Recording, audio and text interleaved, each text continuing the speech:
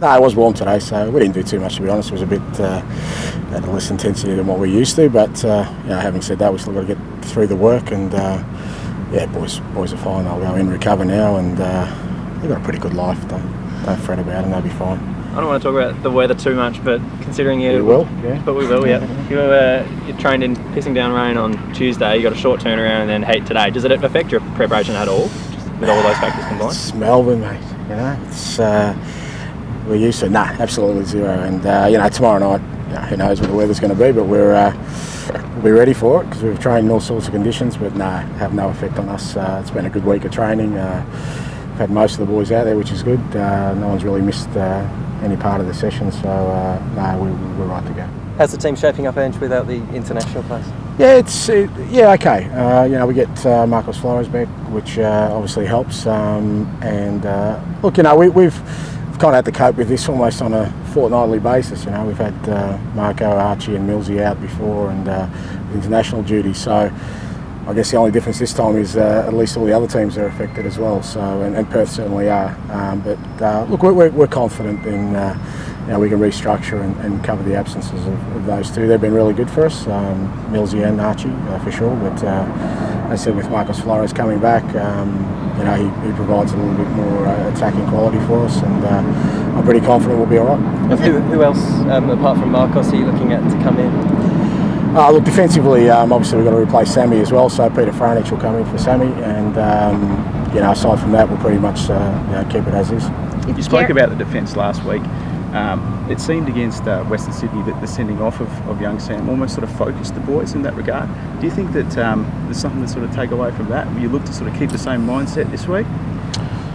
Yeah, look, I mean, I guess we won't know, but I think in terms of defensively, even the way we started the game, even with 11 men, we seem to be a little bit more focused and disciplined in our approach, and I think it's a constant sort of reinforcing of what's our priorities defensively are. Like I said, it's not just about the defenders or the goalkeeper; it's about the whole team. I think if nothing else, at least last week gives them the confidence that when we stick to our organisation, that we can be pretty resilient defensively. So. But we need to keep improving that area, and I think we've still got improvement to go. The new young signing, Gary, is it? Yeah, Jason, yeah. Is he going to play? No, he won't play. I mean, that's his first session. He arrived last night, but we're constantly looking to improve our club and our list. And Jason, he's one that I brought up to Brisbane from Canberra. He's a good young defender. He's just come back with the under-20s where he did really well. He'll go into the World Cup next year. So, we're probably a little bit thin in terms of even our youth team stocks in terms of defenders. So, he gives us a little bit more depth. But I expect him to be pushing for a spot in the team for the rest of this year for sure. But we'll let him settle in first and get to know the players and how we do things. I guess Perth are undermanned as well, especially with Burns out as well. Does that change things for you? No, not really. I mean, obviously Burns and Thwaite, Jamison, we don't know exactly who's going to be out yet, but they've had to cope without Jacob last couple of weeks. He was out injured, but we know what we're going to get with Perth. They're going to be a hard team to break down, and they're a pretty determined outfit. The success they had last year, when you have that sort of success, it instills a belief in the team that goes beyond just 1 year, and I'm sure they've still got that. They're still very threatening up front, so we've got to play well tomorrow night to win. I've got no doubt about that. They're known as a bit of a physical side. Do you think they're too physical? No, I don't know what too physical means. I mean, it's a contest, so I'd be surprised. If you're talking about will to win, then I think we all want it. So if it becomes too physical, it's up for the referee to handle it. But I don't think there's any teams in the league that are too physical. Like I said, it just becomes a contest and the will to win, and that's part of what we do. I think it has been confirmed this morning that all Victory and Perth players were selected in the extended squad have made the final cut. So do those losses, do they offset each other? I don't know. We'll find out tomorrow night. I guess they're the things that you don't know. Like I said, all I can look at it from our point of view, and the last time we had a major absence like that was up in Brisbane, and we didn't handle that too well. So it's a good test for us. hopefully we've improved enough to handle it better this time. I suppose just up front with at least Archie gone, how just much of a benefit has been the development of Naboo the last few weeks that you can just slot him in and just have confidence that he'll just play the role perfectly? Yeah, look, he's done okay. You know, we still need him to improve though. You know, Archie's well ahead of him at the moment, and you know, Archie scored goals consistently over years of football, and Andrew's just taken baby steps.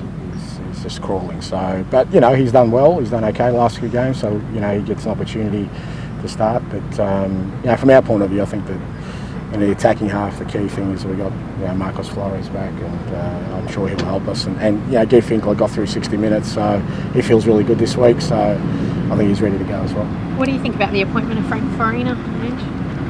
Good to see him back. You know, Frank. I worked with Frank in the Socceroos, and you know, he's had a very good coaching career. We love to write people off, particularly coaches in this country. If you have one failure, it's almost like that's it, you're gone, you're finished. So it's good to see him back in the A-League. I think he'll make him a pretty tough outfit to beat for the rest of the year. So pleased for him personally, but yeah, good for the competition because you know, you need Sydney to be going strong.